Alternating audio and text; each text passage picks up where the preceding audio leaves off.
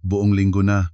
Ang aking asawa ang babaeng noon ay namumula pa lang kapag hinipo ko ng bahagya ay malamig na parang yelo. Sinubukan ko ang lahat. Bumili ng mga pasalubong, nag-aya sa labas kumain. Kahit humingi pa ako sa nanay niya na mag-alaga sa bata para magkaroon kami ng sariling oras. Pero wala. Lahat walang kwenta. Kaya ngayong gabi, nagpasya akong magkunwaring lasing. Humiga ng pabaya sa sofa at subukan ang kanyang puso. Hindi ko inaasahan ang makikita ko nang muli akong magising sa kalagitnaan ng gabi. Ako si Miguel Santos, 35 taong gulang. Nagtatrabaho bilang supervisor ng isang bodega ng konstruksyon sa labas ng Maynila, sa hangganan ng Bulacan at Metro Manila. Hindi kami mayaman, pero sapat naman. 2 palapag ang bahay. May 5 taong gulang kaming anak na babae, si Sofia mabait, masayahin, at dahilan ng lahat ng aming ginagawa. Ang asawa ko naman, si Carla Reyes Santos, 32 taong gulang, nagtatrabaho bilang opisyal sa isang accounting firm sa Makati. 7 taon na kaming kasal. Dumaan na kami sa lahat masayang panahon, mahirap na panahon, at lahat ng nasa pagitan. Pero hindi ko pa nakita ang ganitong pagbabago sa kanya. Noon, kapag umuwi akong matagal mula sa trabaho, si Carla ay naghihintay na may mainit na pagkain. Minsan pa ay tatawagan niya ako para malaman kung nakarating na ba ako o naaantala pa dahil sa trapiko. Ngayon, pag uwi ko sa bahay, ang una kong makita ay ang kanyang mukha na nakatutok sa telepono. Kailangan ko pang tumawag ng 2 o 3 beses bago siya lumingon. Inisip ko noon na abala lang siya sa trabaho, pero kahit sa aming pagmamahalan ay lumilikha na siya ng pagitan. 1 linggo, 2 linggo, iba't ibang dahilan. Pagod daw. Abalang-abala, daytime ng mensahe. Pero napansin ko na, parang pinilit ang lahat, parang sadyang iniiwasan niya ako. Alam ng mga lalaki kung paano ang maging estranyo sa sariling tahanan. Hindi lang libog ang nawawala ay ang pakiramdam na mahalaga ka, na bahagi ka ng kanyang buhay. Nagplano na akong magtanong ng diretso, pero natatakot akong lumala ang sitwasyon, lalo na kung nandoon si Sofia. At naaalala ko ang sinabi ng pinakamatalik kong kaibigan, si Daniel Cruz. Pare, magkunwari kang lasing, tapos tignan mo kung ano ang gagawin ng asawa mo. Sabi niya, kapag lasing ang asawa, lilitaw ang tunay na ugali ng babae. Kung mahal ka niya, aalagaan ka niya. Kung malamig, may nangyayari na. Kaya nang matapos ang aking shift isang gabi, tinawagan ko si Daniel at nagkita kami sa isang karinderiya malapit sa bus terminal. Mainit ang gabi, katapusan na ng tag-araw, at pawis ang buong katawan ko habang nakaupo kami sa labas. Nag-order kami ng ilang bote ng Pale Pilsen, chicharon at pritong manok. Uminom lang talaga ako ng kaunti, sapat para mamula ang pisngi at maging medyo matamlay ang lakad. Bandang 8:00 ng gabi, sinabihan ko si Daniel na ihatid niya ako hanggang sa pintuan namin. Binuksan ni Carla ang pinto. Tinitigan niya ako, ang mukha niya ay parang kalahating pagtatampo at kalahating pagod, walang pagmamalasakit. Natumba ako sa sofa, nagbubulong-bulong ng walang katuturang salita, tulad ng isang lalaking nawalan na ng kontrol sa sarili. Hindi siya nagalit, hindi nagreklamo. Huminga lang siya ng malalim, kinuha ang manipis na kumot at tinakpan ako, at tahimik na inakay si Sofia pataas ng hagdan. Narinig ko ang pintuan ng silid, at pagkatapos ang banayad ngunit malinaw na tunog ng pagkandado. Bakit kailangang ikandado ang pinto kung kami lang 3 sa bahay? Nakahiga ako ng tahimik, pinagsisikapan na pantayin ang hininga tulad ng isang taong tunay na natutulog. Tahimik na tahimik ang bahay. Tunog lang ng orasan at ng aso ng kapitbahay na tumatahol sa malayo. Pero ang katahimikang iyon ay hindi ako nagbibigay ng kapayapaan, sa kabaligtaran, lalong lumalaki ang bawat hinala sa aking isipan. Naalala ko ang nakalipas na linggo, si Carla na palaging nagsa-overtime, ang pagkain na parang ginawa ng mabilis-mabilis, ang mga damit ko na hindi napapalabhan, ang telepono na lagi na ngayong kapit kamay niya, kahit sa banyo ay dinadala.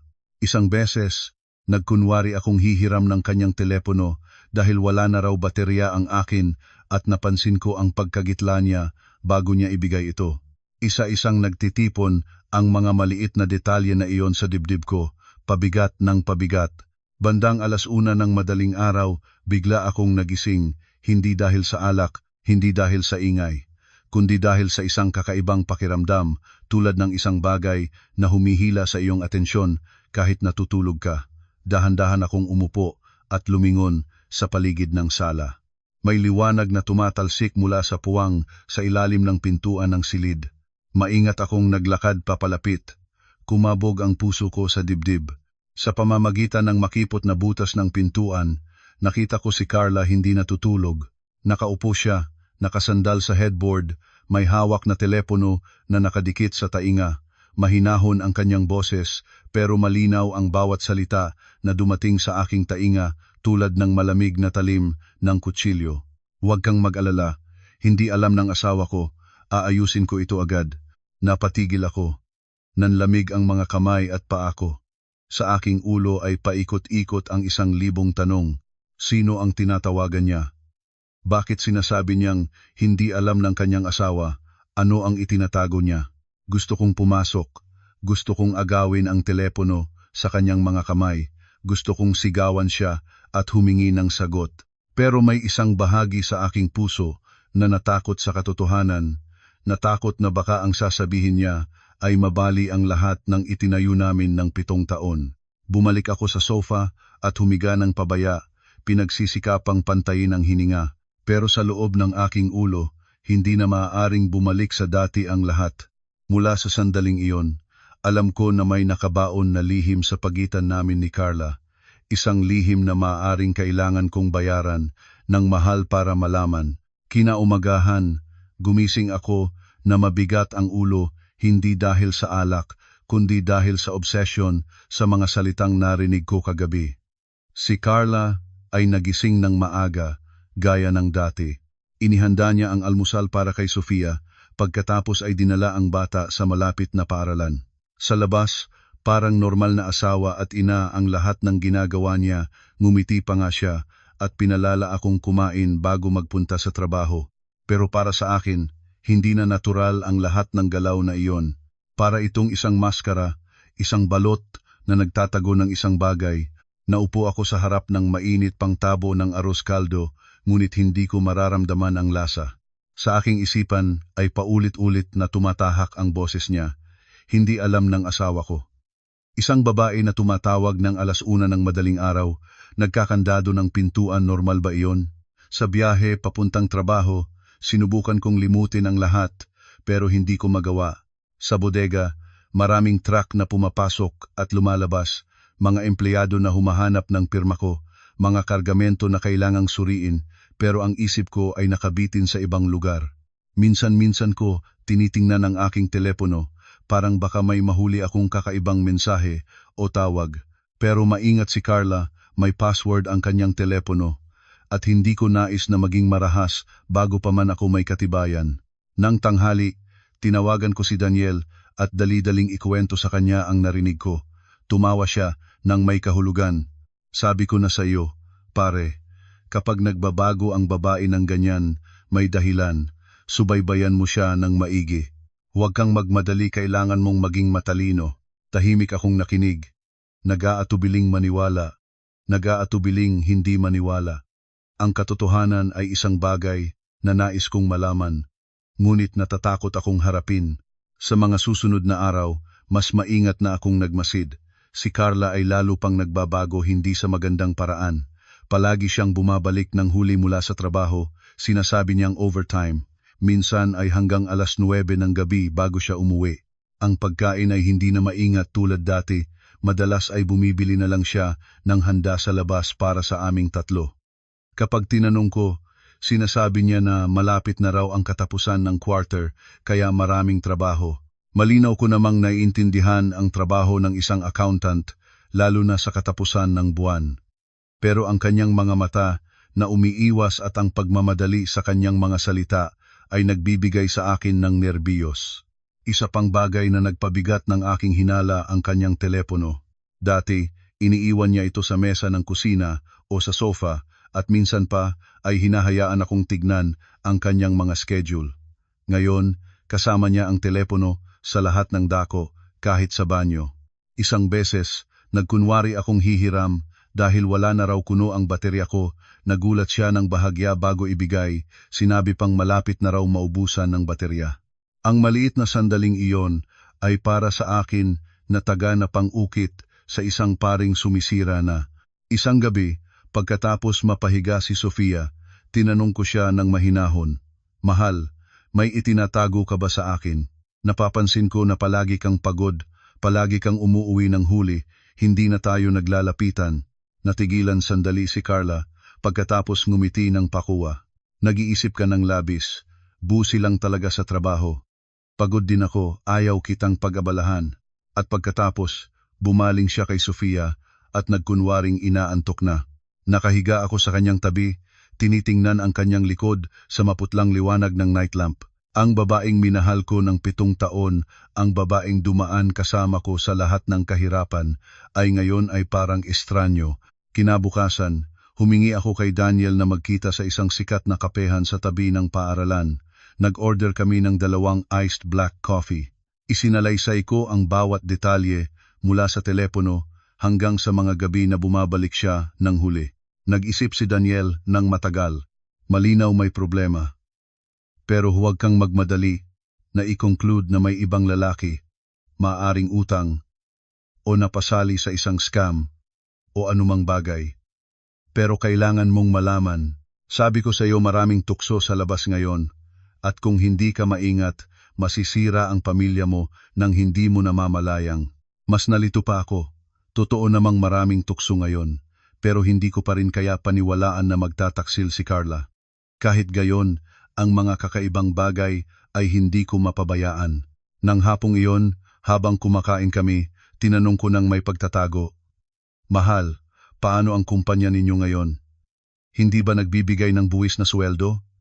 Bakit marami kang overtime?" Nag-alaga sandali si Carla bago sumagot ng kalmado, "Normal lang ang kumpanya. Gusto ko lang ipakita na kayang-kaya ko, sana itaas ng boss ko ang sweldo ko." Tinignang malalim ang kanyang mga mata, hinahanap ang kahit anong tanda ng kasinungalingan, ngunit payapa ang kanyang mukha. Marahil ang mga babae, kapag nagpasya ng itago ang isang bagay, mas mahusay silang magkunwari kaysa sa mga lalaki. Nang gabing iyon, hindi ako nakatulog. Naalala ko ang kanyang bulungan sa telepono, ang mga salitang "huwag kang mag-alala" at naisip ko, maaari siyang tumutulong sa iba. Pero kung tumutulong lang ng walang masamang layunin, bakit kailangang itago sa akin? Bakit kailangang ikandado ang pintuan? Bakit umiiwas sa pagmamahalan? Patuloy ang mga tanong sa aking isipan, tulad ng talim na naggugupit sa aking puso. Mula ng araw na iyon, sinimulan ko ng mas mabigay pansin sa mga maliliit na bagay. Sinuri ko ang mga resibo sa kanyang pitaka. Tiningnan ang mga kakaibang papel sa kanyang bag, walang malinaw na natuklasan. Pero isang gabi, habang naliligo si Carla, nagpunta ako sa basurahan ng kanyang silid. Nakakita ako ng mga slip ng bank transfer. Hindi malaki ang halaga, mga 2,000 piso, 3,000 piso, pero paulit-ulit. Ang tatanggap ay isang pangalan na hindi ko kilala. Kumabog ang puso ko. Nanginig ang aking mga kamay habang hawak ang mga papel na iyon. Sino ang tinanggap ng pera? At bakit? Alam ko na hindi ko ito mapagtataguan ng walang hanggan. Kailangan ko ng katotohanan. Pero paano ito gagawin nang hindi ako magiging isang lalaking nagtatago-tago sa kanyang sariling asawa, nang hindi ko siya mapanghihinalaan ng walang katibayan? Sa gitna ng pagkalito, naaalala ko muli ang sinabi ni Daniel, "Kung gusto mong malaman ang katotohanan, kailangan mong maging matapang."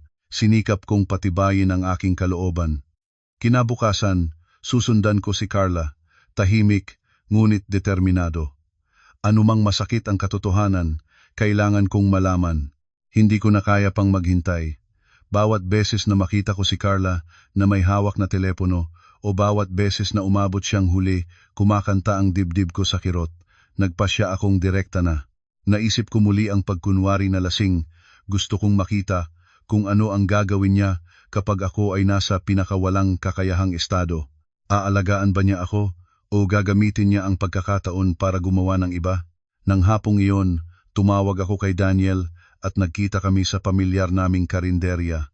Mainit ang simoy ng hangin, pawis ang lahat. Nag-order kami ng ilang bote ng Pale Pilsen, sinabawang isaw at chicharon. Uminom ako ng sapat para pumula ang mukha at maimbento ang katamtamang kawalang tatag sa lakad ko. Miguel, sabi ni Daniel habang pinupuno ang aking baso, isang beses lang ito ha, huwag mong gawing ugali. Kapag nawala na ang tiwala sa asawa mo, mahirap na buuin ulit. Ngumiti ako ng mapait at inubos ang baso. Sa loob ng aking puso, ang tiwala ay matagal nang lumihis. Bandang 9:00 ng gabi, hiniling ko kay Daniel na dalhin niya ako hanggang sa pintuan. Binuksan ni Carla ang pinto, tinitigan ako, ang mga mata niya ay pagod at medyo mapanglaw pero walang pagmamalasakit. Bumagsak ako sa sofa, nagbubulong-bulong ng walang kahulugang mga salita at nagkunwaring nakatulog. Hindi nagalit si Carla, hindi nagreklamo, huminga lang siya ng malalim, kinuha ang kumot at tinakpan ako. Pagkatapos, marahang inakay ang anak namin pataas ng hagdan. Narinig ko ang pinto ng silid na nagsara. At pagkatapos, ang maliit na tunog ng kandado. Nahimbing sa sofa, nagbukas ako ng isang guhit ng aking mga mata at tiningnan ang sala. Dati, sa mga taon naming iyon nang baguhan pa kami, kapag umuwi akong lasing, mabilis siyang kumuha ng mainit na tubig para punasan ang aking mukha. Lagi siyang may handa na mainit na solusyon o tubig na may kalamansi para mawala ang alak. Ngayon, isang kumot lang ang iniwanan niya sa akin at iniwan akong nag-iisa sa lamig ng sala. Naubos na ba ang pagmamahal? O dahil may ibang lalaki na sa kanyang isip? Nagsara ang aking mga mata. Sinubukang itaboy ang mga negatibong iniisip. Pero dahan-dahang lumipas ang oras, bawat segundo ay parang tinutusok ng karayom sa dibdib. Bandang 1:00 ng madaling araw, narinig ko ang isang mahinang kulog sa itaas. Kumabog ang puso ko. Dahan-dahan akong bumangon at umakyat ng hagdan. Mula sa puwang ng pintuan ng silid, tumitibok ang liwanag at pagkatapos ang mahinang bulungan ng pamilyar na boses. Oho, maiayos ko yan. Hindi alam ng asawa ko, huwag kang tumawag sa number na ito nang madalas baka mahalata. Nanginig ang aking mga kamay. Mahigpit akong humawak sa pintuan. Kinumpirma ng mga salitang iyon ang lahat ng aking hinala. Hindi na ito imahinasyon. Ibinalik ko ang sarili ko sa sofa, humiga ng tahimik, pero ang aking katawan ay parang bato na matigas, malamig, hindi makagalaw. Ang hininga ko ay mabigat. Kinabukasan, kumilos si Carla na parabang walang nangyari. Nagpigta ng gatas para kay Sofia, naghanda ng almusal, tumawa kasama ang anak namin. Nang pumasok ako sa kusina, tinanong niya lang, Mano, masakit ba ang ulo mo? Marami ka na naman na nainom kagabi. Tumango ako at nagkunwaring mahapdi pa ang ulo. Gusto kong tanungin siya agad, pero pinigilan ako ng aking sariling isipan. Kung magmamadali ako, makakakuha lang ako ng mga kasinungalingan. Kailangan ko ng katibayan. Buong maghapon, ang imahe ni Carla na nagbubulong sa telepono ay nagpapahirapan sa akin. Naalala ko ang kanyang payapang mukha nang takpan niya ako ng kumot. Ang babaeng noon ay lubos kong minahal, ay naging isang misteryo, masakit at nakakaganit. Nang susunod na gabi, nagkunwari akong lasing ulit pero sa sala na lang bumili ng ilang lata ng beer at inumin sa harap niya. Payapang tumingin si Carla, dinala ang bata sa itaas at nagkandado ng pinto. Walang pagmamalasakit, walang tanong, walang init. Ang pakiramdam ng pagkawala, ng pagiging hindi kailangan, ay nag-aalab sa akin tulad ng apoy. Naintindihan ko na iyon, si Carla ay nagbago. Hindi lang dahil sa pagod sa trabaho, may lihim siya at handa siyang itago ito sa lahat ng paraan. Mula ng araw na iyon, tinanggal ko na ang pagkunwari. Napatunayan ko na ang kanyang kaibahan, pero alam ko rin na kung gusto kong makita ang buong katotohanan, kailangan ko ng ibang paraan, tahimik na pagmamasid, paghahanap ng katibayan. Ang tiwala ko sa kanya ay ganap ng sira, natitira na lang ang pasensya, halo ng sakit, halo ng pag-asa. Simula ng mga gabing iyon ng pagkunwaring lasing, naging ibang tao na ako. Hindi na ako ang walang pag-alinlangang asawa na masayang umuwi sa tahanan. Ngayon ay laging nakaantabay ako, laging nakikinig, laging nagmamasid sa kahit anong pagbabago. Isang gabi, pagkatapos mapahiga si Sofia, nagpakitang nag-aayos ako sa sala at naghihintay. Tamang-tama, nang akalaing natutulog na ako, marahang binuksan ni Carla ang pintuan ng silid, may hawak na telepono at lumabas sa balkon. Nakatayo ako sa likod ng pintuan, tahimik na nakikinig sa kanyang boses na bumababa. Huwag kang mag-alala, aayusin ko. Ngayon ay wala pa akong sapat. Oho, hindi alam ng asawa ko, huwag kang mag-alala. Malinaw ang bawat salita sa aking tainga, tulad ng asido na ibinubuhos sa dibdib ko. Isang beses maaaring katabihan, 2 beses katibayan na ng pagsisinungaling. Nang pumasok muli si Carla, nagpanggap akong nakatulog sa sofa. Nagulat siya ng bahagya, ngunit mahinahon siyang lumakad, itinago ang telepono at umakyat ng silid. Tinuntun ko ang kanyang paglalakad nang may mata na puno ng sakit. Ang babaeng nangako na sasama sa akin sa lahat ng kasiyahan at kalungkutan ay ngayon ay lihim na nakikipag-usap sa ibang lalaki sa loob mismo ng aming bahay. Kinabukasan, nagising ako ng mas maaga kaysa karaniwan. Habang naliligo si Carla, maingat na bumukas ako ng kanyang bag. Sa loob maayos ang lahat, compact, lipstick, mga papel sa trabaho, pero may isang maliit na puting sobre. Nanginig ang aking mga kamay habang binubuksan ito. Isang bank transfer slip, 10,000 piso. Ang tatanggap isang pangalang hindi ko kilala. Dumaloy ang pawis sa aking noo. Bakit magpapadala ng ganoong kadaming pera ang asawa ko sa isang taong hindi ko kilala, mula saan pa ang perang iyon? Ang kanyang suweldo ay sapat lang para sa aming pang-araw-araw na gastos. Mabilis kong inibalik ang sobre bago lumabas si Carla mula sa banyo. Buong umaga, gumagawa ako sa trabaho ng parang walang kaluluwa, nagbibigay ng maling direksyon sa mga driver ng truck, nakalimot sa isang delivery kahit nagsalita pa ang aking manager. Ngunit sa aking isipan, paulit-ulit na lumilitaw ang mga bilang sa slip, 10,000 piso hindi maliit para sa aming pamilya. Nang hapong iyon, habang kumakain kami, sinubukan ko, "Mahal, kumusta ang ating pondo ngayon?" Parang mabilis na nauubos ang pera sa account natin. Nag-alaga sandali si Carla, pagkatapos ay mahinahon ang sagot. Bumili ako ng gamit para sa opisina. Ang boss ko ay hiniling sa akin na i-advance ang bayad, ibabalik naman niya. Tinignan malalim ang kanyang mga mata, hinahanap ang kahit anong alinlangan pero payapa ang kanyang mukha, parang handa na siyang sagot. Tumango lang ako. Hindi ko siya binago ng salita, pero sa loob ng aking puso, nagalit ang alon ng hinala. Nang gabing iyon, hindi ako nakatulog. Habang tinitingnan ang kisame, iniisip ang lahat ng posibilidad. Maaaring may ibang lalaki, maaaring naisangkot sa utang o scam. Alinman sa dalawa, iniimbis niya ito sa akin.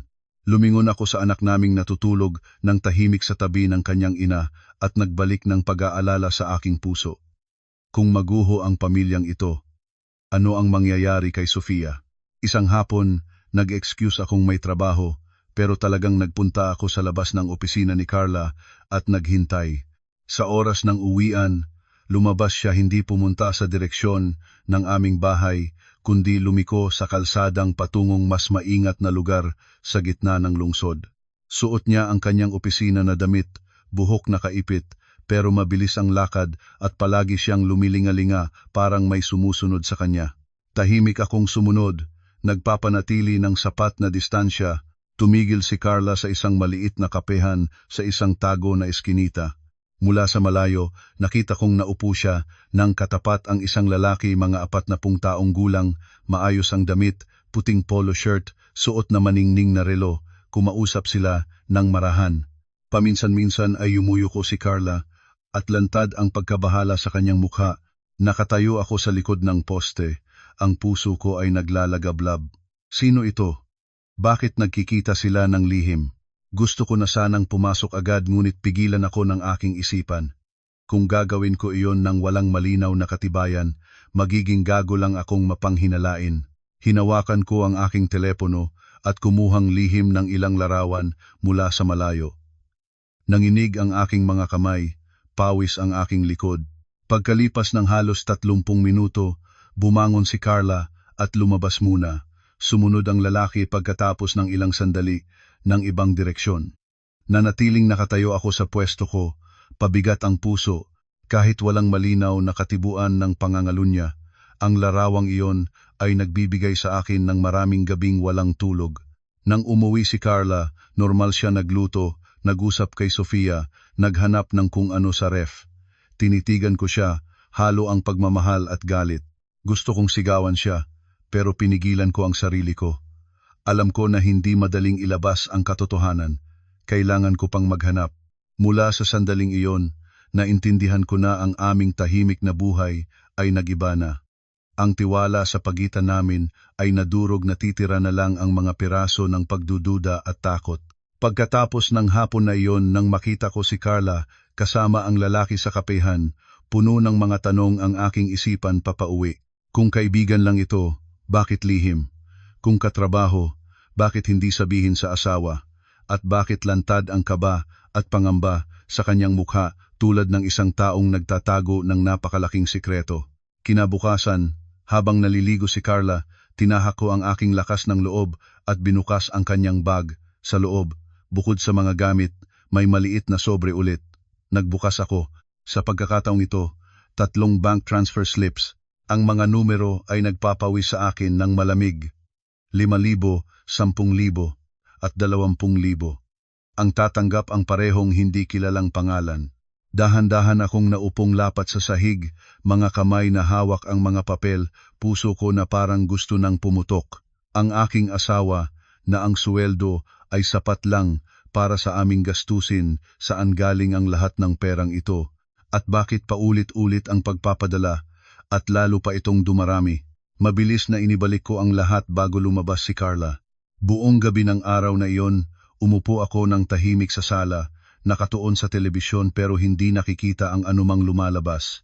Normal naman si Carla nagluto, nagkuwento kay Sofia, at minsan pa ay nagtatanong sa akin, "Mano, bakit mukha kang pagod?"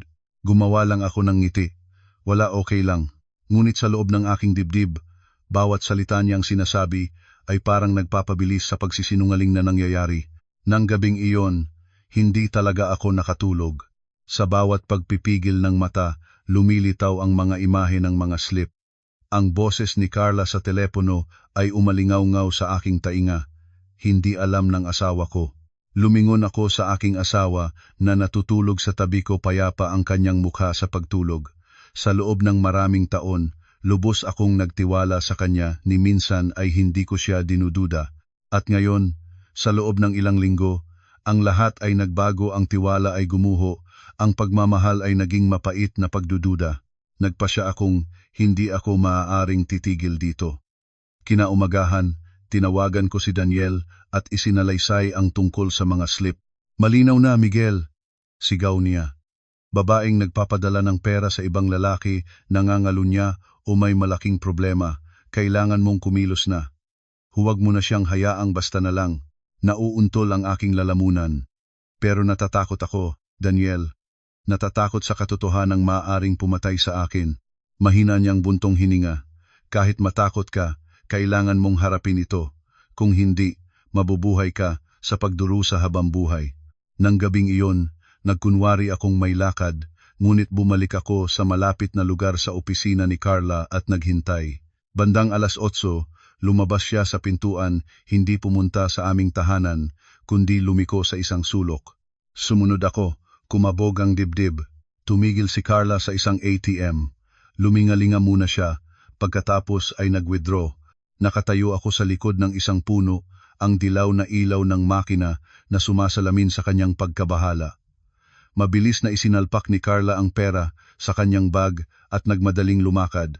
Sumunod ako hanggang sa dulo ng kalye at doon ay nakatayo na ang lalaki. Siya nga ang maayos na lalaki sa kapehan noong una. Titigil ang puso ko nang makita kong inilabas ni Carla ang sobre at ibinigay sa lalaki. Sinipat ng lalaki ang laman, ngumiti, at banayad na tinapik ang balikat ni Carla. Pagkatapos ay lumayo siya. Si Carla naman ay nanatiling nakatayo, sandali ang kanyang mukha ay mabigat bago siya nagpatuloy pa uwi. Gusto kong lumabas at harapin ang lahat, pero hindi gumagalaw ang aking mga paa. Nanginginig ang lahat sa aking paligid. Dahan-dahan akong naupo sa bangketa, kumabog ang puso ko nang halos pumutok. Ang aking asawa ay tunay na nagbibigay ng pera sa isang lalaki. Ang lahat ng hinala ko ay naging katotohanan na kahit hindi ko pa alam kung bakit, nang gabing iyon, hindi muna ako umuwi. Umupo ako sa isang tindahan ng kape malapit sa kanto, umiinom ng baso-basong mainit na kapeng barako, tinitingnan ang mga ilaw ng kalye na lumabo sa aking mga mata.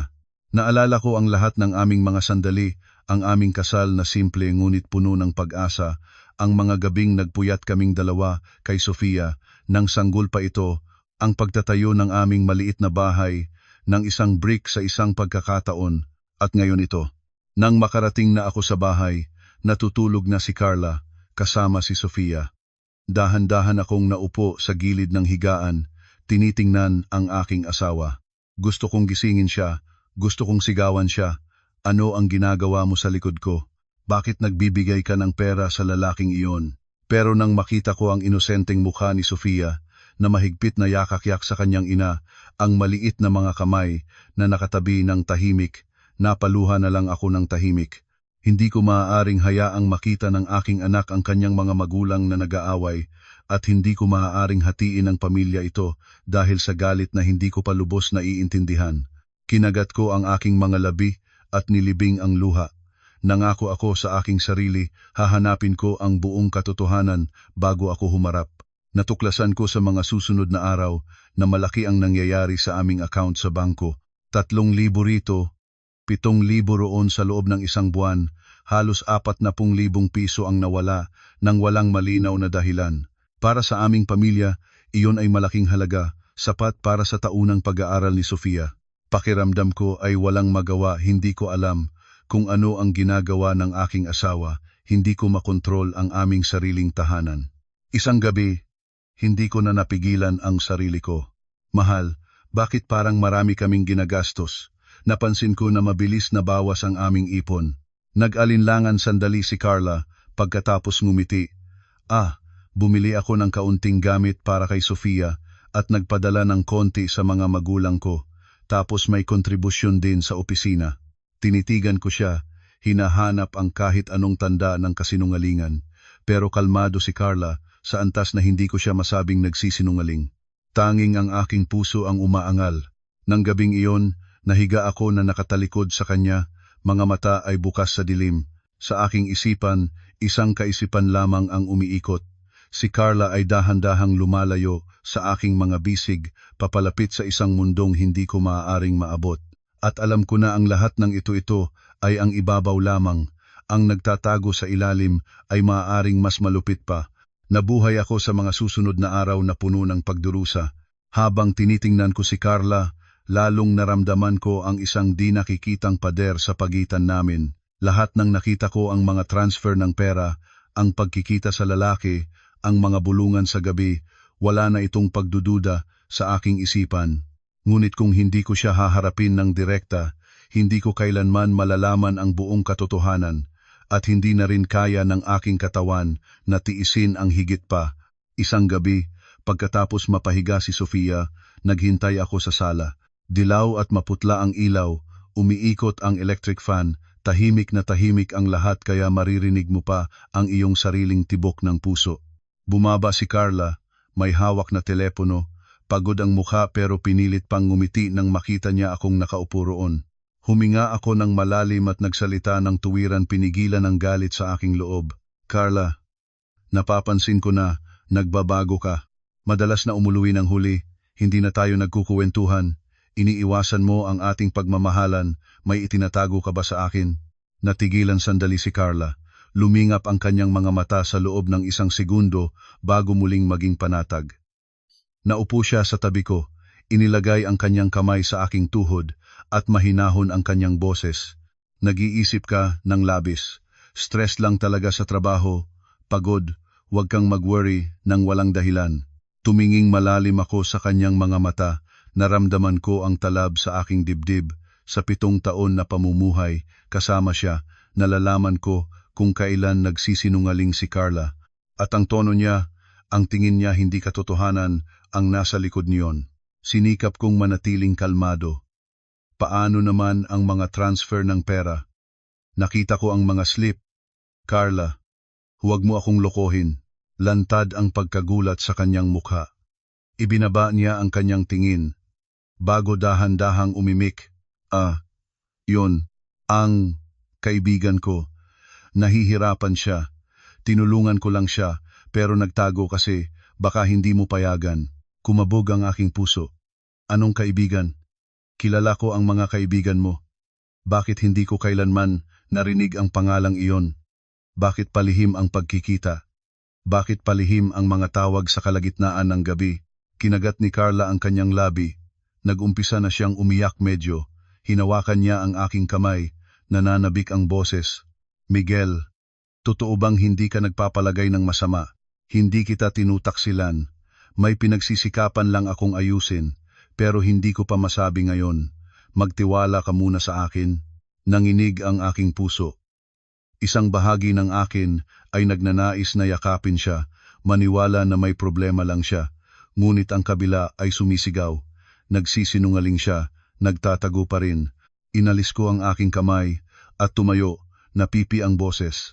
Paano ako magtitiwala kung hindi mo sinasabi sa akin ang dahilan? Mag-asawa tayo, bakit kailangan pa nating magtago ng ganito? Tinitigan niya ako, gulat ang mga mata. Niyakap niya ang kanyang sarili, niyayamot. Bigyan mo pa ako ng kaunting oras. Ipinangako ko na sasabihin ko lahat ngayon lang hindi pa. Ngayon lang hindi pa ibig sabihin kailan. Kapag bigo na ang lahat, napaiyak na talagang si Carla, niyakap ang kanyang mukha ng kanyang mga kamay. Narinig ni Sofia ang ingay at nagsimulang umiyak sa loob ng silid. Nagmadali akong pumasok para aliwin ang anak namin, puno ng pagkasuklam sa sarili ko. Nang lumabas ako, umakyat na si Carla sa silid at isinara ang pintuan. Nang gabing iyon, nag-ikot-ikot ako sa labas hanggang hating gabi. Tahimik na ang lungsod, ilang tindahan na lang ang bukas. Umupo ako sa isang tindahan ng kape sa tabi ng kalye, uminom ng malamig na sago at buko, at pinag-isipang muli ang lahat. Ang babaeng pinakamagtitiwala ko ay ngayon ay siya ring nagbibigay sa akin ng pinakamaraming tanong. Kayang tiisin ng pag-ibig ang kahirapan, pagod at pagkakamali, pero kaya ba nitong tiisin ang paulit-ulit na pagsisinungaling? Hindi ko alam. Nang umuwi na ako, nakayakap si Carla kay Sofia sa higaan. Tinitingnan ko ang inosenteng mukha ng aking anak at napaluha. Hindi ko gustong makita ni Sofia ang kanyang mga magulang na nagsasabog ng galit sa isa't isa. Pero habang titiis ako, habang palalo ang aking pagdurusa, kinabukasan, nagkunwari akong normal, ngunit hindi ko mapagtataguan ang aking kalamigan. Si Carla naman ay mas tahimik, mas kaunting salita. Maigting ang hangin sa loob ng bahay. At kahit si Sofia ay naramdaman ito, tumingin sa amin ng may maliit na mata at nagtanong, "Nagagalit ba kayo sa isa't isa ni Daddy?" Itinaob ng tanong ng batang iyon ang aking puso. Mabilis kong pinunasan ang buhok ng anak ko at ngumiti ng pakuwa. "Hindi, pagod lang si Daddy at Mommy. Okay lang kayo." Ngunit alam ko na hindi ganoon kasimple ang katotohanan. Isang gabi, sinubukan ko ulit ang isang pagkakataon na mabigyan ako ni Carla ng sagot. Pero ang resulta ay pareho, umiyak siya, nagmakaawa na maniwala siya, pero hindi nagsalita ng tunay. Parang isang ibon na natatakot, handang tumakas sa tuwing babanggitin ko ang tungkol sa pera o sa lalaking iyon. Naintindihan ko, may isang bagay na napakalaki ang nagdadala ng bigat sa kanyang balikat, na pumipili siyang manahimik, kahit na alam niyang sinasasaktan niya ako. Nabalikan ko si Daniel at isinalaysay lahat. Sumabog siya. "Sapat na iyan, Miguel. Kung patuloy kang maghihintay, matatapos kang ganap na niloko, babaeng nagtatago ng pera, nagkikita ng ibang lalaki, tiyak na may malaking problema. Hanapin mo ang katibayan." Tahimik akong nakinig. Kailanman ay hindi ko gustong maging asawang nagsusubaybay. Ngunit kung hindi ko gagawin, mabubuhay ako sa pagdurusa hanggang mamatay. Sa mga susunod na araw, mas maingat na si Carla, bago pa ang password ng kanyang telepono, at bawat beses na may dumating na mensahe, mabilis siyang lumabas at nagbabasa ng malayo sa akin.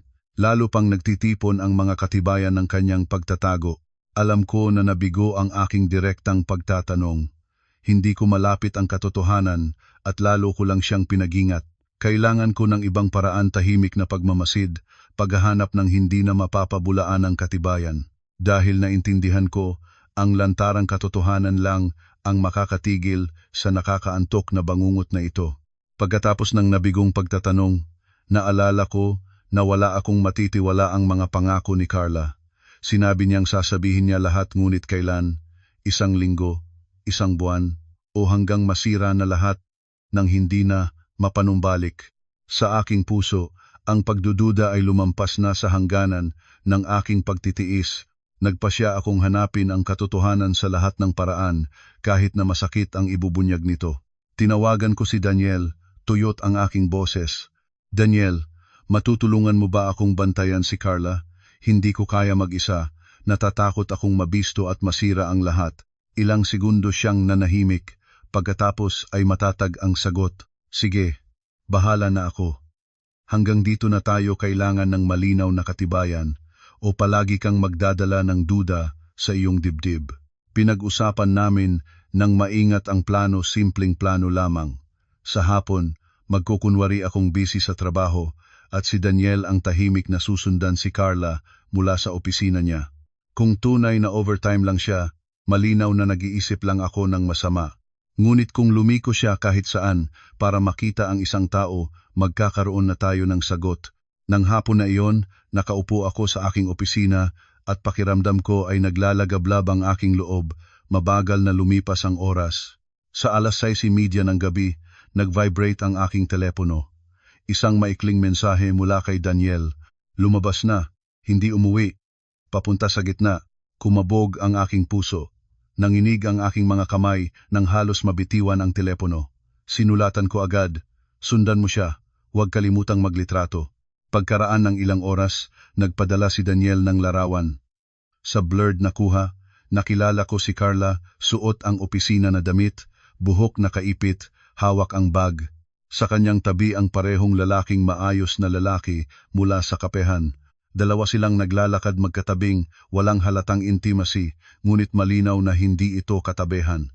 Tinitigan ko ang larawan ng matagal at lahat ng pag-asa na nag-iisip lang ako ng masama ay nawala. Ang aking asawa ay tunay na nagkikita ng ibang lalaki ng lihim sa likod ko. Umupo ako ng tahimik ng maraming oras. Nang umalis na ang lahat ng tao sa trabaho, nanatili pa rin akong nakatitig sa larawan sa aking telepono. Pakiramdam ko ay gumuho ang mundo sa aking paligid. Tumawag si Daniel. Nakaupo ako sa dalawang bahay mula sa kapehan. Pumasok sila sa loob at nag-order ng inumin. Mukhang seryosong pinag-uusapan. Gusto mong pumunta? Lumulunloon ang aking lalamunan. Hindi pa panahon. Patuloy kang magbantay at kumuha ng larawan. Kailangan ko ng matibay na katibuan. Nang umuwi si Carla ng gabing iyon, normal siya, ngumiti pa siya at nagtanong kung kumain na ako. Tinitigan ko siya, halo ang sakit at galit sa aking dibdib. Ang babaeng nakaharap sa akin, ang pamilyar na mukha, ang pamilyar na ngiti ay noong mga ilang oras na ang nakaraan ay nakaupo kasama ang ibang lalaki sa isang kapihan. Pinagsisikapan kong kumontrol sa galit ko. Sa mga susunod na araw, patuloy si Daniel na nagmamasid at lalong nagiging malinaw ang katotohanan. Tuwing ilang araw, nagdadahilan si Carla ng overtime at tahimik na nagkikita ang lalaki sa kapehan o maliit na restaurant. Minsan pa ay nagbibigay ng sobre, kinukuha ito ni Daniel sa litrato at ipinapadala sa akin. Bawat larawan ay parang isang talim na tumatagos sa aking puso. Wala na akong pagdududa. Si Carla at ang lalaking iyon ay may matibay na koneksyon at pera ang isa sa mga sangkap. Isang beses, tumawag si Daniel, pabilis ang boses. Miguel, nakita ko lang si Carla at ang lalaking iyon na pumasok sa isang lodge. Napatigil ako, nanghina ang buong katawan ko. Humiyaw ako sa telepono. Sigurado ka? Hindi ka nagkamali ng tao? Sigurado. Nakita ko silang pumasok na magkasama. Kinuha ko pa ang litrato ng sign ng lugar. Nanginig ako, lumuha, hindi ko namalayan. Hindi ko mapaniwalaan. Ang asawa ko, ang ina ng aking anak, ay pumasok sa isang lodge kasama ang ibang lalaki. Lahat ng taon naming magkasama, lahat ng mga alaala, lahat ng mga pangako sumabog sa isang sandaling iyon. Natitisod-tisod akong lumabas ng opisina at sumakay ng taxi papunta sa address na ipinadala ni Daniel. Sa buong biyahe, halos hindi ako makahinga. Isa sa bahagi ko ay umaasang mali ang lahat, isa naman ay naghahanda sa pinakamasakit na sandali ng aking buhay. Ngunit nang makarating ako, nakita ko si Carla na lumabas ng mag-isa. Magulo ang kanyang itsura, pula ang mga mata, nanginginig ang mga labi at wala ng lalaki kasama niya. Napatigil ako. Kung pangangalo niya ito, bakit siya lumabas ng mag-isa? Bakit ang kanyang mukha ay puno ng takot at lungkot, hindi ng kasiyahan ng isang nagtataksil? Nais ko sanang tumakbo, papalapit sa kanya, ngunit naging mabigat ng tingga ang aking mga paa. Nanatili akong nakatago sa likod ng puno, nanood ng aking asawa na sumakit sa motorsiklo at umalis. Lumingon ako kay Daniel. Sigurado kang pumasok silang magkasama? Matibay na tumango si Daniel. Tiyak. Nakita ko silang magkasabay na pumasok. Bakit siya lumabas ng mag-isa? Hindi ko alam. Nagulo ang lahat sa aking ulo. Nais maniwala na hindi nagtataksil ang asawa ko, ngunit natatakot na ang katotohanan ay mas madilim pa sa pangangalo niya. Kung pag-ibig lang ang dahilan, bakit may pera, may sobre, may mga tawag sa kalagitnaan ng gabi? Kung pangangalo niya lang ito, bakit puno ng paghihirap, hindi ng kasiyahan ang mukha ni Carla nang lumabas siya?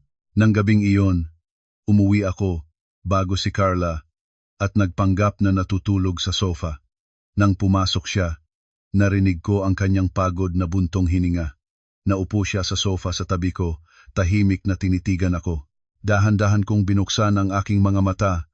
Nakita ko ang mga mata niyang may luha, ngunit tumayo siyang muli, umakyat, at iniwan akong nag-iisa na may pusong napapira-piraso. Alam ko na ngayon may ibang lalaki si Carla. Hindi lang basta pagkikita may kinalaman ito sa pera, ngunit hindi pa ito sapat na malinaw. Kailangan ko pa ng higit pang katotohanan. Kailangan kong malaman ang bakit, dahil naramdaman ko na sa likod ng lahat ng ito ay may isa pang lihim mas nakakatakot pa sa simpleng pangangalo niya. At alam ko rin na ang landas na tinatahak ko ay magdadala sa akin ng lalo at lalo pa sa isang ikot ng paghihirap kung saan ang bawat hakbang ay maaaring magpalakas ng pagbagsak ko. Pagkatapos iulat ni Daniel na nakita niyang pumasok si Carla sa lodge kasama ang lalaki at lumabas ng mag-isa, puno na ng kaguluhan ang aking isipan. Kung pangangalo niya, bakit lumabas siya nang nag-iisa na may ganitong mukha, gulat, nangiyak, tulad ng isang taong pinigilan ng isang sulok? Ngunit kung hindi pangangalo niya, ano ang nangyari sa loob ng lugar na iyon? Bunga ang mga tanong habang gabi. Hindi ako nakatulog. Nakatitig sa kisame habang daan-daang karayom ang tinutusok sa aking dibdib. Kinabukasan, gumising ng maaga si Carla, naghanda ng almusal para kay Sofia, isinabog ang kanyang pang-araw-araw na gawain. Lantad ang pagod sa kanyang mukha, ngunit pinagsisikapan pa rin niyang ngumiti, nagampanan ang papel ng isang ina. Naramdaman ko ang araw-init na paghihirap, hindi ko alam kung galit ba o maawa sa kanya. Ngunit naintindihan ko na kung magpapatuloy akong nagkunwari, mababaliw ako. Nang gabing iyon, nagsabi akong may maagang lakad, ngunit sa katotohanan ay sumakay ako sa aking lumang motorsiklo at naghintay sa sulok malapit sa opisina ni Carla. Bandang 8:00 ng gabi, lumabas siya sa pintuan. Mabilis na lumingon-lingon at sumakay sa tricycle patungong gitna ng lungsod. Nag-angkla ang aking puso sa dibdib. Nag-angkla ang aking mga kamay sa manibela habang sinusundan ko siya. Ang tricycle na sinasakyan ni Carla ay lumiko sa pamilyar na daan, ang daan patungo sa lodge. Hinigpitan ko ang gripo ng aking motorsiklo. Dumanak ang pawis sa aking likod. Nang bumaba si Carla, itinayo ko ang aking sasakyan sa sulok at sumunod sa kanya.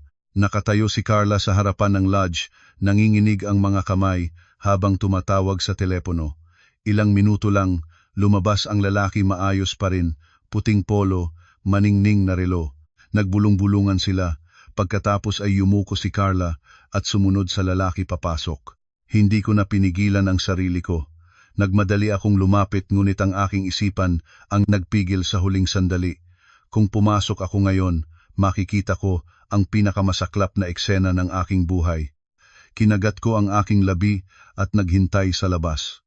10 minuto, 20 minuto, halos 40 minuto ang lumipas. At pagkatapos, nagbukas ang pinto.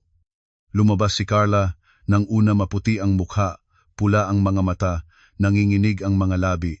Humakbang siya, nang mabilis na parang tumatakbo, hindi siya lumingon. Tinitigan ko siya, nang may sakit sa puso.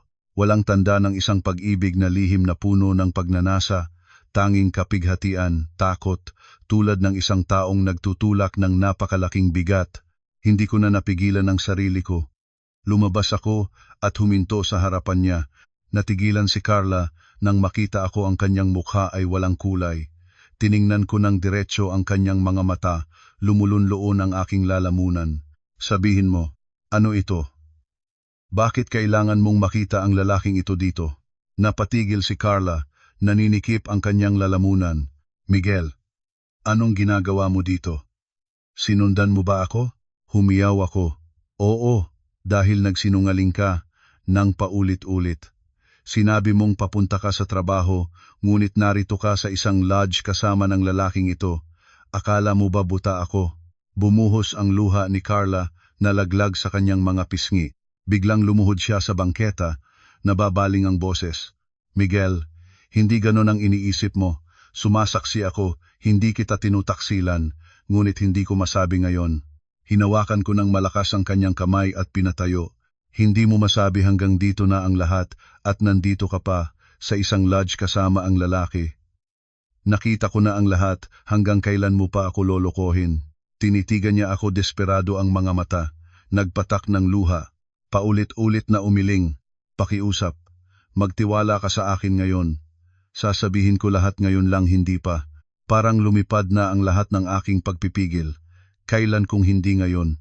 Kapag gumuho na ang lahat, saka ka pa magsasabi. Yumukong muli si Carla, napaiyak ng papalakasan. Nagsimulang tumigil ang mga dumaan sa bangketa. Mabilis kong kinuha ang kanyang kamay at inilayo sa grupo at pinagala na pauwi. Buong biyahe namin tahimik kaming dalawa. Nagmamaneho ako habang nanginginig ang aking mga kamay, nasusunog ang aking mga mata. Nakaupo si Carla sa likod ko at paminsan-minsan ay maririnig ko ang kanyang panaghoy. Nang makarating kami sa bahay, isinara ko ng malakas ang pinto at humarap sa kanya. Sabihin mo na, ano itong itinatago mo? Pera, lalaki, lodge, lahat ng ito para saan? Naupo si Carla, niyakap ang kanyang mukha, umiyak ng paulit-ulit. Pagkalipas ng matagal, itinaas niya ang kanyang ulo pula at mainit ang mga mata. Hindi ako nagtataksil. Huminto siya. Nag-alinlangan. Ang lalaking iyon, hindi siya. Ang aking, hindi siya makatapos. Sino siya? Hinapit ko. Muling napaiyak si Carla, niyakap ang kanyang mga tuhod. Pakiusap, bigyan mo pa ako ng kaunting oras. Ipinangako ko na sasabihin ko lahat. Hinampas ko ng malakas ang mesa, nag-uiba ang baso at nagbasag sa sahig. Nagsimulang umiyak si Sofia sa loob ng silid. Nagmadali akong pumasok para aliwin ang bata. Puno ng pait ang aking dibdib. Nang lumabas ako, isinara na ni Carla ang pintuan ng silid. Nagupo ako ng mag-isa sa sala, tinitingnan ang mga piraso ng basag na baso sa sahig. Ang sakit, galit at pagmamahal ay halo-haluing nagdala sa akin sa dulo ng aking pagtitiis.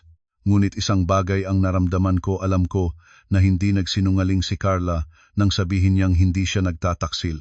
Ang kanyang mga mata walang init ng isang taong nagtataksil, walang pagnanasa ng isa na nandaya, puro takot. Ngunit saan nanggaling ang ganitong takot? Sino ang lalaking iyon? At bakit kailangang lumuhod si Carla sa bangketa at maghimagsik sa aking harap? Hindi ko nakatulog ang gabing iyon. Hanggang madaling araw, nakaupo akong nakasubsob sa mesa, isang tanong lang ang paulit-ulit sa aking isipan. Anong nakakatakot na katotohanang naghihintay sa akin sa kabila? Nagising ako kinabukasan nang mabigat ang ulo at maitim ang paligid ng mga mata matapos ang isang puting gabi. Gumising ng maaga si Carla, naghanda ng almusal para kay Sofia gaya ng dati. Ngunit lantad ang pagod na nakaukit sa kanyang mukha. Hindi siya makatingin sa akin ng diretsyo. Tahimik lamang siyang gumagawa ng bawat gawain. Kahit si Sofia ay hindi karaniwang kulit tahimik na tahimik, tinitingnan ang kanyang mga magulang ng may maliit na mata. Nagpasya akong huwag pang patagalin ang katahimikan. Pagkatapos ihatid si Sofia sa paaralan, bumalik ako sa bahay. Nakaupo si Carla sa mesa, hawak ang isang baso ng tubig, ngunit nanginginig ang mga kamay, lumilingon-lingon ang mga mata. Naupo ako sa harapan niya, malalim na huminga, pinigilan ang galit sa aking loob. Carla, hindi ko na kaya. Nakita ko kang nagkikita ng lalaking iyon, nakita kang nagbibigay ng pera, nakita kang pumasok sa isang lodge. Sinabi mong hindi kita tinutaksilan, gusto kong maniwala, ngunit bigyan mo ako ng dahilan. Kung walang sasabihin ka ngayon, ipapalagay ko na, tapos na ang lahat. Itinaas ni Carla ang kanyang ulo, pula na ang mga mata, nagsimulang pumatak ang luha, nagdaloy sa kanyang mga pisngi. Gumayak siya sa mesa, umiyak ng nanaghoy. Pagkatapos ng ilang sandali, itinaas niya ang kanyang mukha, nanginginig ang boses. Miguel, patawad. Napatagal ko nang itago ito sa iyo. Hindi kita tinutaksilan. Ang lalaking iyon ay isang maniningil ng utang. Napatigil ako. Humahaming ang aking mga tainga. Hindi ko mapaniwalaan ang narinig ko. Maniningil ng utang. Nanatili akong walang galaw. Naghihintay na magpatuloy si Carla. Umiyak siya nang marubdob habang nagsalita. Nangangatal ang boses. Halos 1 taon na ang nakalipas, ang pinakamatalik kong kaibigan, si Janine, ay humingi ng pabor sa akin. Humingi siyang magpirma bilang co-borrower sa isang online loan. Sinabi niyang sa 1 o 2 buwan lang mababayaran. Nagtiwala ako kaya pumirma ako. Sa una, maayos ang lahat. Ngunit pagkatapos, nawala si Janine, tumigil sa pakikipag-ugnayan, napalayo. Ang mga naniningil ay lumipat sa akin. Ang orihinal na halaga ay ilang 10,000 lang, ngunit ang interes ay walang awa, lumalaki bawat buwan. Ngayon, halos 200,000 piso na ang utang. Naramdaman ko na parang sumabog ang puso ko sa loob ng aking dibdib. 200,000 piso para sa aming pamilya, iyon ay isang napakalaking halaga, maaaring gibain ang lahat. Hinigpitan ko ang aking mga kamay, pinigilan ang galit. Bakit hindi mo sinabi sa akin? Mag-asawa tayo, ano ang ipinagtatago mo? Sumabog na ang luha ni Carla, nanginginig ang kanyang mga balikat. Natakot ako. Natakot na hamakin mo ako. Natakot na magalit ka. Natakot na masira ang ating pamilya. At nagbabanta pa sila, kung hindi ko mababayaran, ilalabas nila ang mga pribadong larawan na napamigay ko sa kanila nang linlangin nila ako. Nagdesperado na ako, kaya nagpadala ng pera, nagpunta sa lodge para makipagnegosasyon. Nang hina ako sa aking upuan, ang imahe ni Carla na lumabas sa lodge ng may pulang mata ay bigla na lang nagkaroon ng kahulugan. Hindi siya nagtataksil. Pinilit siya, binalaan, dinala sa isang sulok. Napaluha ako nang hindi ko namamalayang. Sabay-sabay ang nararamdaman ko, kaluwagan na hindi nagtataksil ang asawa ko, at matinding sakit dahil nag-iisa siyang nagdala ng ganitong bigat ng napakatagal. Niyakap ni Carla ang aking mga kamay, na naghoy ang boses. Miguel, hindi ko nasabi kasi natakot na mabigo kita. Alam kong nagkamali ako nang magtiwala sa taong iyon, ngunit wala na akong makitang paraan. Patawarin mo ako. Tinitigan ko ang aking asawa, ang aking puso ay nagbabago ng mga emosyon. Galit, oo. Maawa, oo. Nabigo rin. Ngunit higit sa lahat, isang mas malalim na sakit. Ang babaeng aking minahal ay nanggugol ng maraming araw na puno ng takot, araw-araw na nanghihilakbot sa banta ng mga walang pusong manloloko. Hinawakan ko ng mahigpit ang kanyang mga kamay, naninikip ang aking lalamunan. Dapat sinabi mo agad. Gaano man kahirap, haharapin natin ito ng magkasama. Bakit pinili mong mag-isa? Gumuho si Carla sa aking balikat na naghoy. Natakot akong mawala ka. Natakot na isipin mong hindi ako karapat-dapat na asawa at ina. Napakahina ko. Miguel, Sa sandaling iyon, wala na akong lakas para magreklamo. Niyakap ko ng mahigpit ang aking asawa at lumuha rin ako, dalawa kaming nanginginig na tulad ng dalawang taong halos malaglag sa bangin. Pagkatapos naming makapagpahinga ng konti, tinanong ko ang mga detalye. Isinalaysay ni Carla na ang mga transfer na 5,000, 10,000, 20,000 na aking natuklasan ay lahat bayad bahagi sa mga maniningil. Ngunit ang interes ay patuloy na lumalaki, bayad man siya ay hindi bumababa. Nagbabanta ang mga ito na pupuntahan ang kanyang opisina at magkakalat ng tsismis kahit puntahan ang aming tahanan kung hindi siya magbabayad. Kaya lihim ang lahat, natakot si Carla na malaman ko at magdulot ng mas malaking alitan. Nagantanda ako. Naintindihan ko na hindi ko mapapayagan ang pamilya ko na maipatakbo ng mga masamang tao. Hinawakan ko ng matibay ang kamay ni Carla, tumingin ng diretso sa kanyang mga mata. Haharapin natin ito ng magkasama. Manghihingi ako sa mga kamag-anak at pagkatapos ay ire-report natin sa pulis. Hindi natin papayagan na ganito nila tayo gawin. Tumango si Carla at niyakap akong mahigpit na naghoy, patawad talaga. Tunay na patawad. Buong hapon ng araw na iyon, umupo kaming magkasama at pinag-usapan kung paano haharapin ang sitwasyon. Alam ko na mahirap ang landas na naghihintay sa amin. 200,000 ay malaking halaga at hindi naming madaling hanapin iyon. Ngunit naniniwala akong kung magkasamang haharapin ng mag-asawa, malalampasan namin ito. Nang umuwi si Sofia mula sa paaralan at makita kaming nakaupo ng magkasama, masayang tumakbo papalapit. Heto na ba? Hindi na kayo nagagalit sa isa't isa? Nagkatinginan kami ni Carla, sabay ngumiti. Pinunasan ko ang buhok ng anak namin, puno ng emosyon. Oo anak, hindi nagalit si Daddy at Mommy. Lagi kaming nandito para sa iyo. Nang gabing iyon, sa unang pagkakataon, sa loob ng maraming linggo, humiga kaming magkasiping ni Carla nang walang pader sa pagitan namin. Mayroon pa ring isang bundok ng problema na naghihintay sa amin, ngunit naramdaman ko ang ginhawa sa aking puso. Nabunyag na ang katotohanan at magkakamay na kaming haharap. Ngunit sa kaibuturan ng aking puso, naramdaman ko pa rin na hindi dito natatapos ang lahat. Hindi madaling bibitiwan ng mga maniningil ang kanilang biktima. Ang aming maliit na pamilya ay daraan pa sa mas mabibigat na pagsubok. Matapos ang pagtatapat ni Carla, inakala ko na gumagaan na ang bigat sa aking puso. Ngunit sa loob ng ilang araw, natuklasan namin na ang tunay na labanan ay nagsisimula pa lang. Hindi nagpapatahan ang mga maniningil. Ang telepono ni Carla ay walang tigil na tumutugtog at bawat tawag ay puno ng banta. Isang beses, narinig ko ng malinaw ang boses mula sa speaker. Kung hindi ka makakapagbayad ngayong linggo, pupuntahan namin ang iyong opisina para malaman ng lahat ng katrabaho mo kung anong klaseng tao ka. At ang asawa mo, kaya ba niyang makaya ang kahihiyan?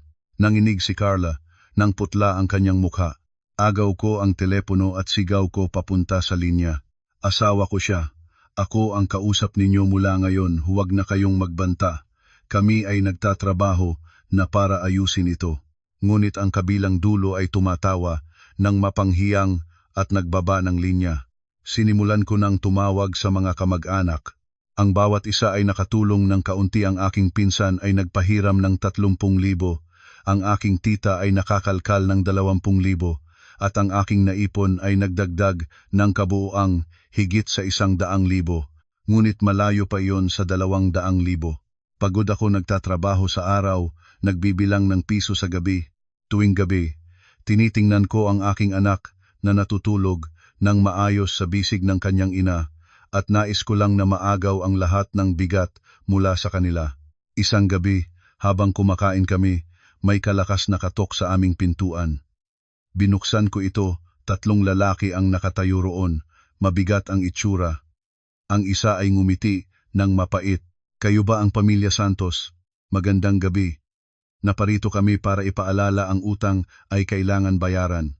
Bawat araw na naantala, tumaas ang bayad. Pabilisin na ninyo. Hinigpitan ko ang aking mga kamao, pinigilan ang galit at nagsalita ng mahinahon. Kami ay naghahanda. huwag na kayong pumarito at guluhin ang aming pamilya. Sumilip ang isa sa loob, nakita niya si Carla at si Sofia at ngumiting malamig. Okay, ngayon nagsalita ka ng maayos. Ngunit sa susunod na pagkakataon, hindi na kami magiging mapagbigay.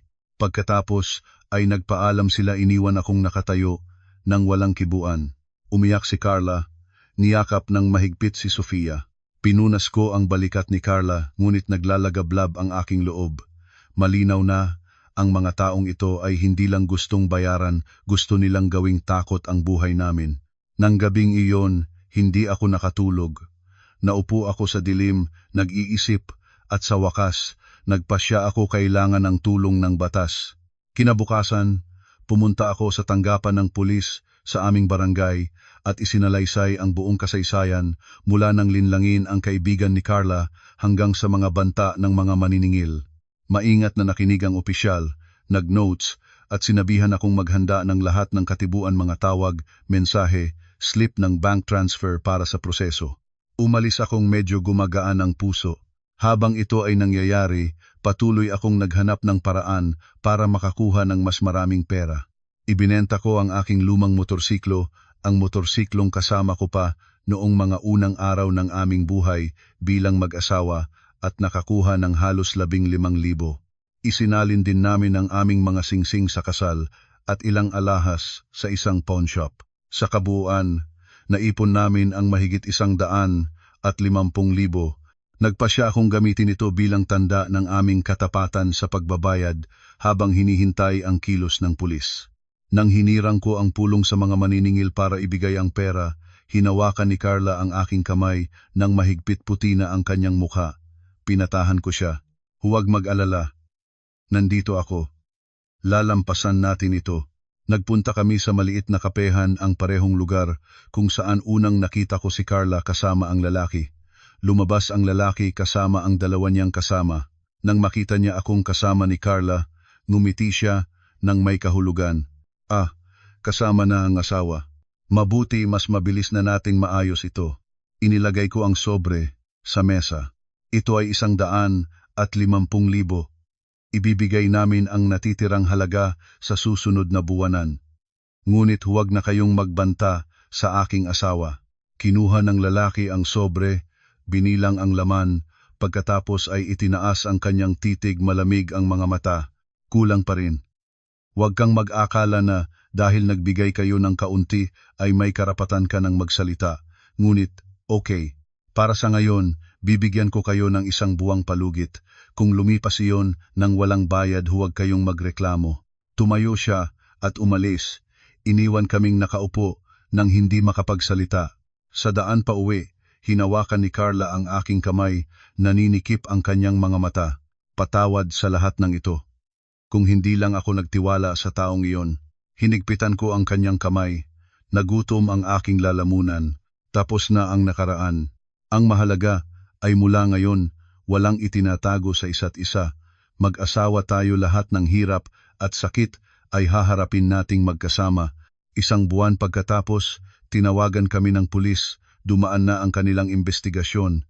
Matapos ang pagtatanghal ng mga katibuan at dokumento, sinabihan nila kaming isinasampa na ang kaso laban sa grupo ng mga maniningil. Nang marinig namin iyon, naramdaman ko na natanggal ang isang mabigat na bagahe mula sa aming mga balikat. Nang araw na nahuli ang grupo ng mga maniningil, napaiyak si Carla sa aking mga bisig. Niyakap niya ng mahigpit si Sofia, nananambitan. Akala ko wala na tayong paraan. Ikaw ang nagpakita sa akin kung ano ang tunay na sandalan. Pinunasan ko ang kanyang buhok at bumubulong. Ako ang dapat magpasalamat. Dahil sa pangyayaring ito, naunawaan ko na ang pag-aasawa ay hindi lang matamis na pagmamahal, kundi pagiging kasama sa pinakamadilim na sandali. Mula sa naganap, dahan-dahan na nagsimulang bumalik sa dati ang aming buhay sa pamilya. Kailangan pa naming mag-ipon ng mahigpit para mabayaran ang natitirang utang, ngunit nagbago si Carla. Wala na siyang itinatago. Bawat gastusin ay pinag-uusapan namin. Natutunan ko rin na pigilan ang aking galit, na makinig bago humusga. Isang gabi, habang kumakain kaming tatlo ng payapa, nagtanong si Sofia ng walang malay, "Mommy, Daddy, kapag malaki na ako, huwag na kayong mag-away ha. Nagkatinginan kami ni Carla at sabay ngumiti. Sa sandaling iyon, naramdaman ko na puno ng init ang aking puso. Dumaan kami sa bagyo, halos nagwatak-watak na kami, ngunit sa huli, pinili naming hawakan ang kamay ng isa't isa at lumakad ng sabay. Nagtatapos ang kwentong ito, ngunit ang aral ay nananatili. Natutunan ko na ang pagsubok sa aking asawa sa pamamagitan ng pagkunwaring lasing ay isang pagkakamali, ngunit dahil doon ay nabunyag ang katotohanan. Masakit ang katotohanan, ngunit sa pamamagitan nito ay lalong lumpit ang aming buhay bilang mag-asawa, lalong pinalaga ang pagpapahalaga sa isa't isa.